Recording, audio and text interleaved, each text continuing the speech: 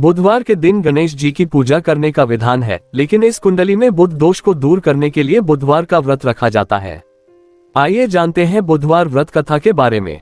बुधवार के दिन गणेश जी की पूजा करने का विधान है, लेकिन इस कुंडली में बुध दोष को दूर करने के लिए बुधवार का व्रत रखा जाता है। व्रत के दिन बुध ग्रह से संबंधित वस्तुओं का दान भी किया जाता है। इस दिन पूजा के समय बुधवार व्रत कथा का श्रवण करते हैं, तभी व्रत का पूर्ण फल प्राप्त होता है। इस दिन व्रत रखने वाले लोगों को हरा कपड़ा, हरी मूंग दाल, हरा चारा आदि दान करना चाहिए। आइए जानते हैं बुधवार व्रत कथा के बारे में। पौराणिक कथा के अनुसार मधुसूदन नाम का एक व्यक्ति समतापुर नगर में रहता था। उसका विवाह पास के ही बलरामपुर की संगीता से हुआ था। वह सुंदर और सुशील थी। एक दिन मधुसूदन अपनी पत्नी को साथ लाने के लिए अपने ससुराल पहुंचा और उस दिन ही विदा करने की जिद पर अड़ गया।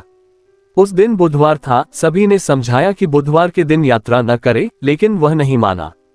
तब संगीता के घर वालों ने उसे विदा कर दिया। वे दोनों बैलगाड़ी में बैठकर जाने लगे।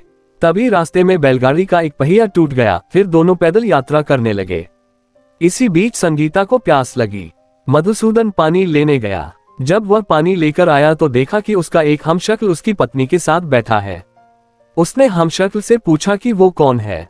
इस पर उसने कहा कि वो तो मधुसूदन है और संगीता उसकी पत्नी है।